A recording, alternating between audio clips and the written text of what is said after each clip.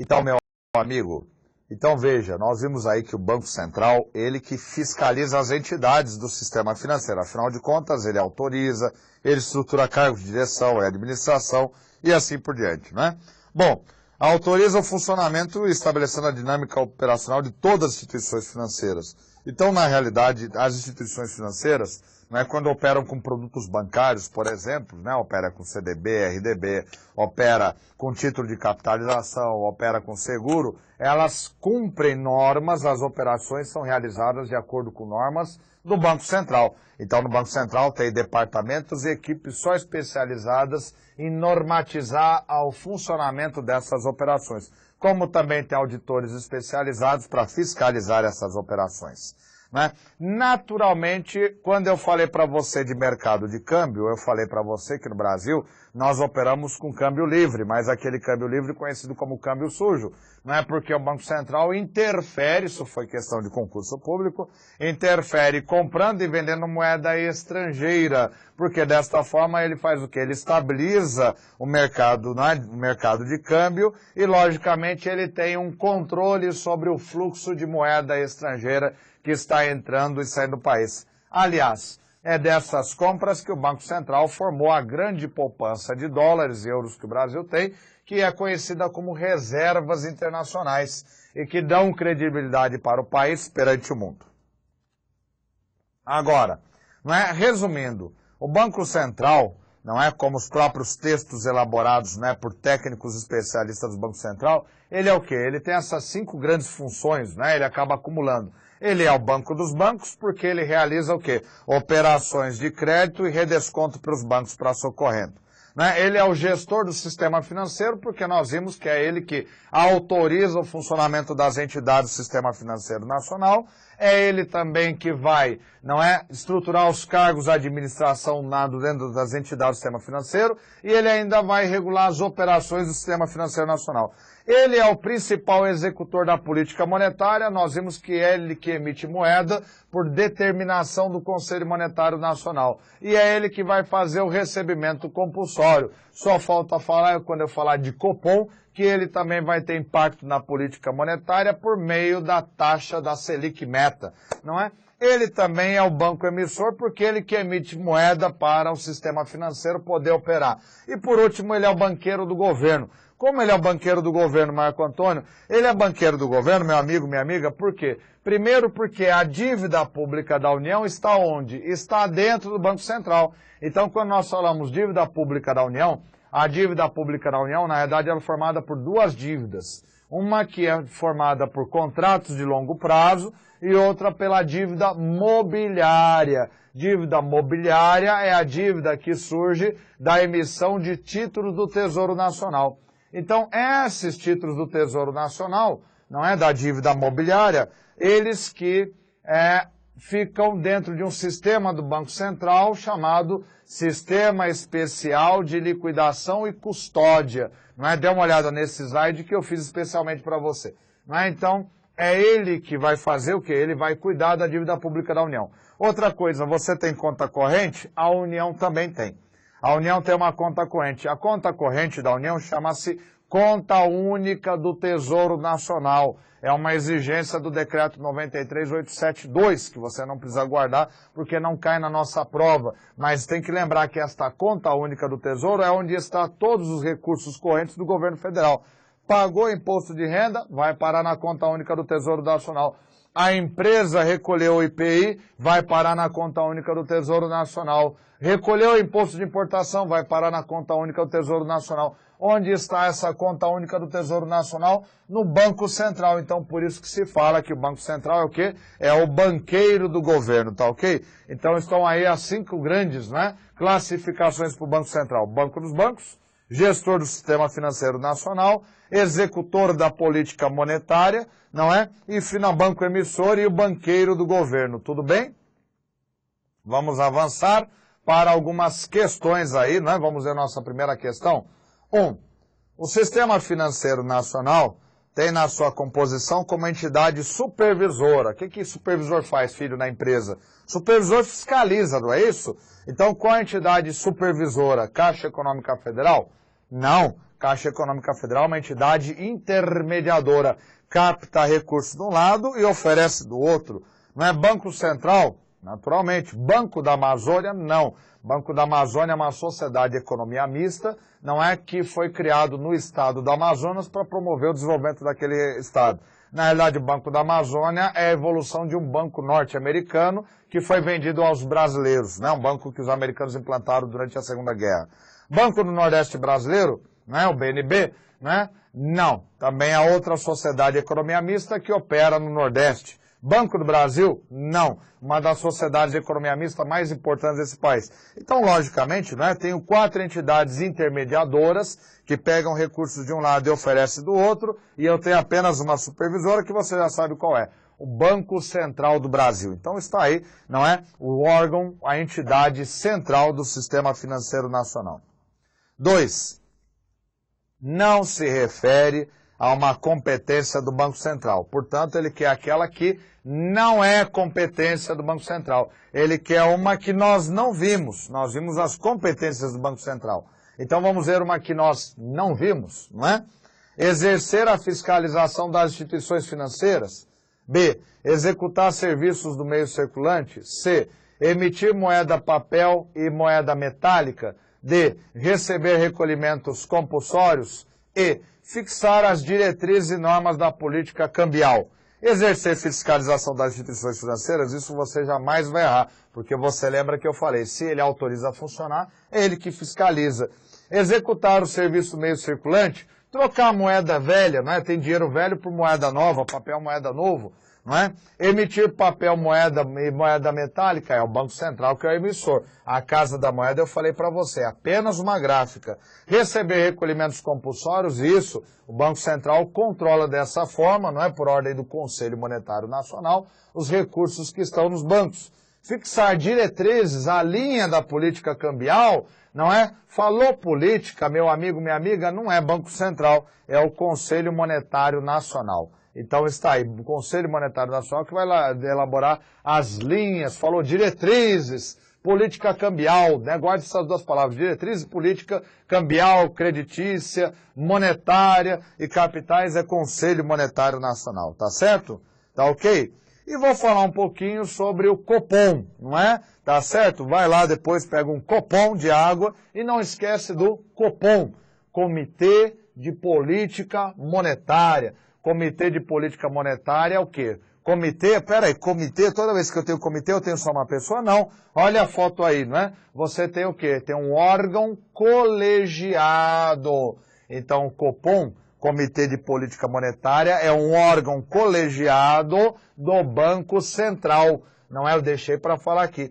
É o Copom que vai se reunir periodicamente, tem épocas que essas reuniões demoram, né, o espaçamento de tempo maior, tem épocas que a duração é menor. Para o ano de 2014, o prazo máximo de reunião do Copom vai ser de 55 dias e o prazo mínimo vai ser de 37 dias. Quem informou isso foi o Comitê de Política Monetária Nacional, não é?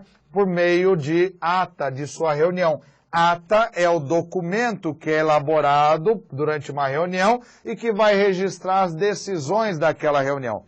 E o Copom, ele tem um papel importantíssimo, é ele que vai definir a taxa Selic meta. Olha algumas informações a mais para você aí, mas depois eu vou falar da taxa Selic meta, calma.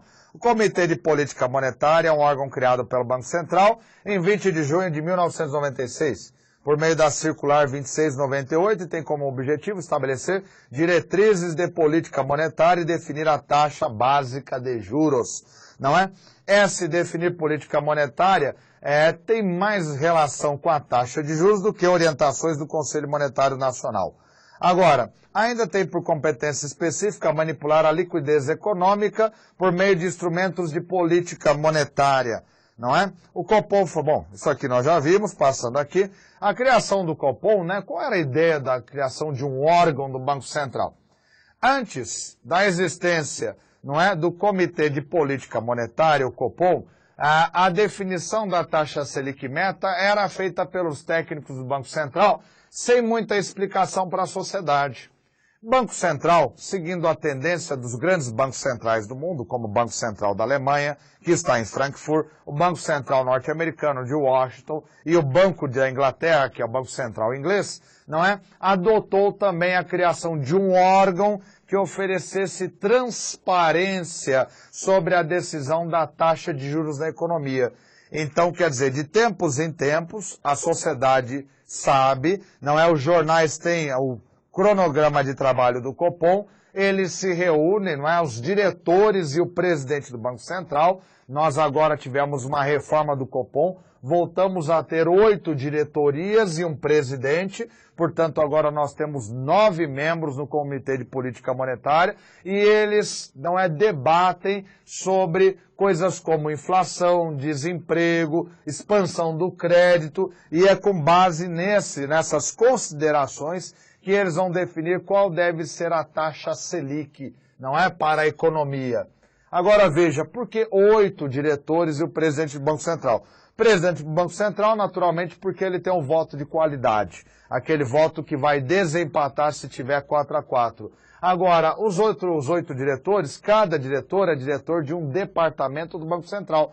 Um departamento que cuida da área cambial, outro departamento que cuida da área de crédito, outro departamento que cuida da área monetária e assim por diante. Então, quando cada diretor senta-se, né? Vamos voltar lá para a foto, né? Quando cada um desses homens senta para discutir a política monetária, para discutir a taxa Selic meta, cada um está discutindo de acordo com a sua especialidade. Um está olhando para a taxa Selic a partir da política monetária, outro está olhando para a taxa Selic a partir da política cambial. Não é então por isso que nós temos uma diferença de votos que vão definir se a taxa Selic vai subir ou não. Tudo bem? Sem explicar a taxa Selic? Agora, vamos entender melhor, não é, a taxa Selic, não é? Presta atenção aqui no teu professor, foco nele. Depois eu volto aí para os slides. A taxa Selic tem esse nome por causa do Sistema Especial de Liquidação e Custódia. Sistema Especial de Liquidação e Custódia é o quê? É uma câmara, posso dizer até eletrônica, é uma câmara, uma clearing house, na qual estão guardados estão o quê? Custodiados os títulos do Tesouro Nacional. Para que serve o título Tesouro Nacional? O título Tesouro Nacional foi criado, não é, a princípio, como uma forma de captação de recursos. Então imagine, por exemplo, né, que o governo queira captar dinheiro. Ao invés dele pedir dinheiro emprestado, o que ele faz? Ele emite títulos do Tesouro Nacional, com uma promessa de pagamentos de juros. E fala para você, olha cidadão, olha cidadã, se você comprar o meu título Tesouro Nacional por R$100, daqui a 2 anos eu vou te pagar R$130. E aí você pensa, poxa, uma boa aplicação. Se eu comprar título Tesouro Nacional por R$100, daqui a 2 anos o governo vai recomprar e vai me pagar R$130. Ou seja, ele vai pagar os R$100 que eu investi, mais R$30 que vai ser o meu prêmio, não é isso? Que vai ser equivalente aos juros, não é? Então é assim que funcionam os títulos do Tesouro Nacional. Só que aconteceu, à medida que o sistema financeiro foi evoluindo, né, os bancos centrais perceberam que dessa forma eles podiam controlar a política monetária. Então veja, não é? Quando o Comitê de Política Monetária chega à conclusão, como tem chegado ultimamente, que a inflação está muito elevada, o que ele faz? Ele eleva a taxa Selic meta. Elevando a taxa Selic meta, os títulos do Tesouro Nacional que estão lá se tornam muito atraentes. E aí aquele cidadão que está com dinheiro sobrando e fala, eu vou comprar um Azira novo, eu vou comprar um apartamento, eu vou viajar, ele olha para a taxa Selic e ele chama a esposa e fala, pensando bem, eu vou adiar a compra daquele Azira novo, vou deixar para comprar o apartamento daqui a 1 ano e eu vou aplicar em títulos do Tesouro, porque olha só, você viu? A taxa Selic meta subiu e dessa forma nós vamos ter um rendimento, lá na frente eu tiro e aí eu compro o meu carro e é capaz até de sobrar um dinheirinho.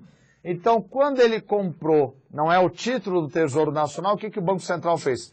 Pegou os reais desse cidadão, colocou no bolso. Quando o Banco Central pegou os reais desse cidadão, colocou no bolso, isso significa que esse dinheiro saiu do mercado. ele não está mais no mercado. E, logicamente, a taxa Selic sobe, não é aquelas pessoas com espírito de poupança adquirem títulos do Tesouro, o dinheiro sai do mercado e a base monetária, ela diminui, ela contrai, é uma política monetária contracionista. Por isso que outra aula eu falei, subiu taxa Selic, diminui a quantidade de moeda, mercado monetário, que é o tamanho dos meus braços, vai diminuindo. Política monetária contracionista. Agora, por outro lado, quando a economia está desacelerando, não é? Nós estamos tendo aumento de desemprego, é lógico, porque o industrial não vai produzir, para que ele vai contratar? É capaz ele até que ter de emitir, vai dar férias coletivas, as pessoas vão ficar com medo, vão consumir menos e a economia vai desaquecendo. Então, o que o Comitê de Política Monetária ele faz? Ele começa, por meio das suas reuniões, não é? Logicamente tudo debatido e votado, a diminuir a taxa Selic. Vai diminuindo a taxa Selic meta, diminuindo, e aquele cidadão que tinha o dinheiro aplicado, não é que está na hora de vencer, não é o título do tesouro dele, a hora que ele pegou o dinheiro da mão e fala, quer saber? Eu não vou aplicar mais no título do Tesouro Nacional, porque a rentabilidade está muito baixa. Quer saber? Eu vou comprar um carro, vou passear com a minha família, vou comprar um terreno, enfim, vou viajar e o dinheiro volta para a economia, ele começa a gastar e isso começa a aquecer a economia. Toda vez que eu abaixo a taxa Selic, o dinheiro volta para a economia e a base monetária faz isso aqui. Olha meus braços, ela expande, política monetária expansionista. Baixou taxa Selic, não é? O pessoal vendeu os títulos do Tesouro, o dinheiro voltou para a economia, a base monetária expande, política monetária expansionista. Então está aí a importância da taxa Selic meta. Tudo bem? Só que veja, a taxa Selic meta, ela está competindo com outros títulos do mercado.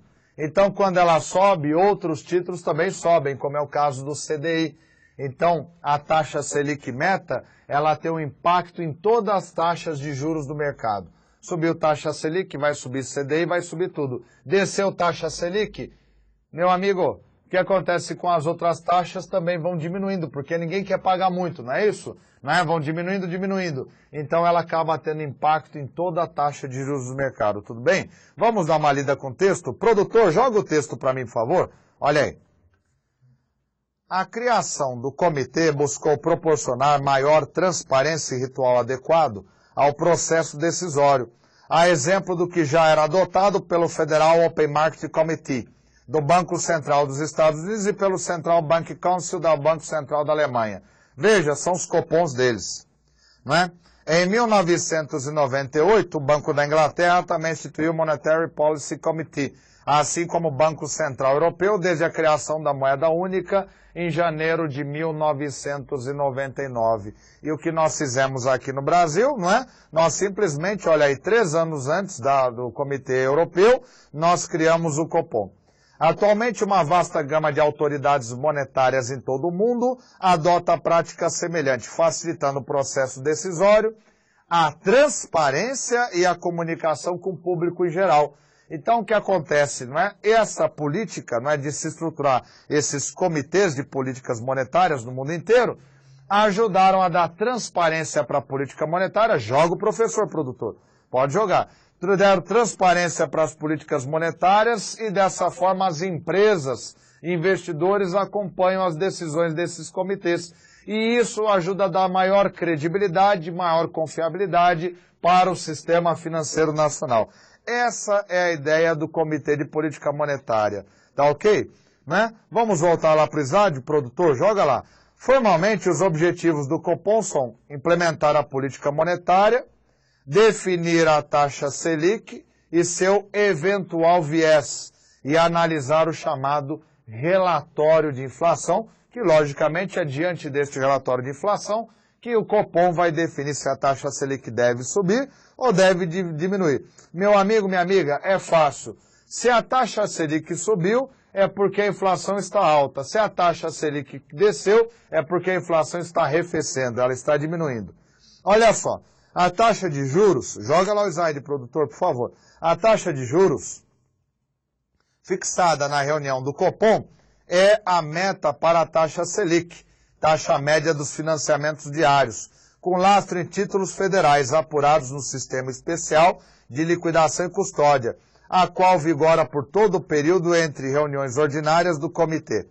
Se for o caso, o Copom também pode definir o viés, que é a prerrogativa dada ao presidente do Banco Central, para alterar na direção do viés, a tendência, não é? A meta para a taxa Selic, a qualquer momento entre as reuniões ordinárias. Portanto, o Copom também pode fazer reuniões extraordinárias. Então, meu amigo, não é, voltando agora para a tela, não é? Nós temos aí o Comitê de Política Monetária, que é um órgão importantíssimo e cobrado em provas em conhecimentos bancários, tá ok? Agora, uma curiosidade, se você não aplica em títulos do Tesouro, eu vou dizer uma coisa, empregado público e servidor público adora aplicar em títulos do Tesouro Nacional, porque é considerado a aplicação mais segura que tem, tá ok?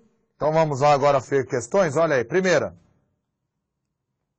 O Comitê de Política Monetária, Copom. A alternativa A, divulga semanalmente a taxa de juros de curto prazo verificada no mercado financeiro. B, tem como objetivo cumprir as metas para a inflação definidas pela Presidência da República. Meu amigo, Presidente da República, a única coisa que ele faz é autorização de entidade financeira que quer operar no sistema financeiro nacional. De resto, eles não se metem em sistema financeiro nacional, o que é sinal de sabedoria sempre. C, é composto pelos membros da diretoria colegiada do Banco Central do Brasil. D, tem suas decisões homologadas pelo ministro da Fazenda? Não. O Banco Central é uma entidade autônoma, não precisa de homologação de ninguém. E, discute e determina a atuação do Banco Central no Brasil no mercado de câmbio? Claro que não. Então, por eliminação, a E é besteira, a D também é besteira, a B, não é? É besteira, a A também é besteira, porque o Copom não se reúne semanalmente. O que é que sobrou é composto pelos membros da diretoria colegiada do Banco Central. São 8 diretores e mais o presidente do Banco Central. Portanto, hoje nós temos 9 membros na diretoria, no Comitê de Política Monetária. 2. Olha como já caiu em prova isso aí. Não é todas as questões de prova. O Comitê de Política Monetária, Copom, tem como objetivo A, reunir periodicamente ministros da Fazenda, do Planejamento, Orçamento e Gestão e do Presidente do Banco Central do Brasil. Meu amigo, isso aí é papel de quem? Isso é papel do Conselho Monetário Nacional. B, coletar as projeções das instituições financeiras para a taxa de inflação. Né? Aliás, tem relação com ele. Vamos ver de novo. C, divulgar mensalmente as taxas de juros de curto e longo prazo praticadas no mercado financeiro. D, promover debates acerca da política monetária até que se alcance consenso sobre a taxa de juros de curto prazo ser divulgada em ata. E implementar a política monetária e definir a meta da taxa Selic e seu eventual viés. Você acabou de ver isso aí, então está aí a resposta correta, tá ok? Quem reúne periodicamente ministros da Fazenda, Planejamento e Presidente do Banco Central é o Conselho Monetário Nacional. Coletar as projeções das instituições financeiras, quem faz isso é o Banco Central. O Copom, ele já recebe isso aí pronto na mãozinha dele para poder analisar. Divulgar mensalmente a taxa de juros de curto e médio prazo não é papel do Copom. Promover debates acerca da política monetária até que se alcance consenso, também isso não existe, não é? Então está aí o Copom. Vamos deixar o Comitê de Política Monetária e vamos entrar para uma outra autarquia muito importante, a CVM, a chamada Comissão de Valores Mobiliários, não é? Já falei para você, política monetária, creditícia, não é? E cambial, ela é definida pelo Conselho Monetário Nacional e executada por quem? Pelo Banco Central, ele que executa. Agora, falou de mercado de capitais, eu estou falando de Comissão de Valores Mobiliários. Vamos anotar algumas informações importantes no seu caderno, porque CVM cai e cai bastante, principalmente nos últimos anos que o mercado passou a namorar o chamado mercado de capitais. Né? Então pode colocar aí.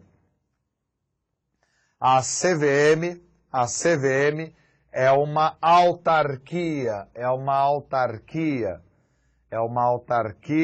vinculada ao Ministério da Fazenda. A CVM é uma autarquia vinculada ao Ministério da Fazenda e tem por principal atividade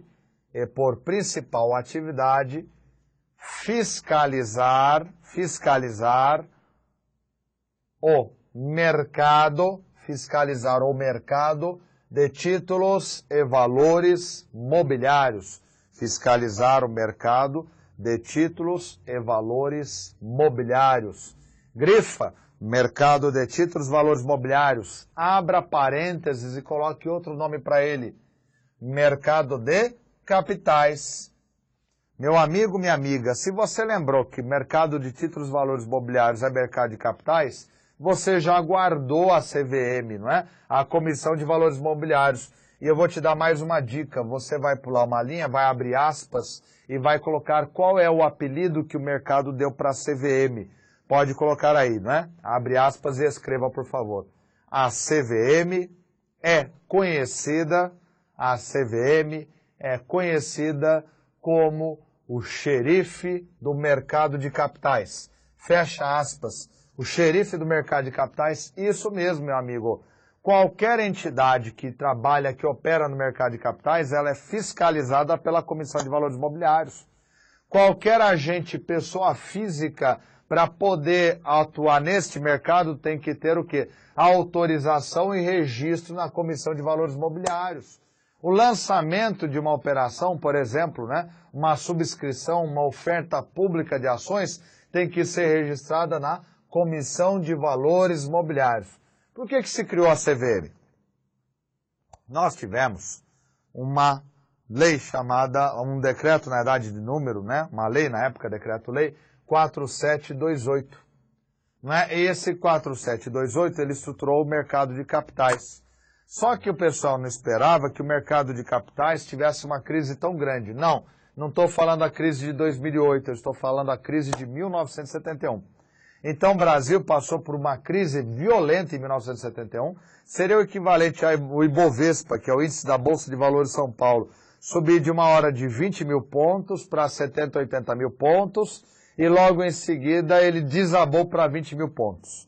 E isso quebrou muita gente que trabalhava, que operava no mercado, muitos investidores, muita gente ficou encantada e começou a comprar ações, e daqui a pouco, muitas empresas começaram, a hora que o mercado desabou, a quebrar, ter uma quebradeira imensa, e aí o governo brasileiro entendeu que precisava ter uma entidade fiscalizando.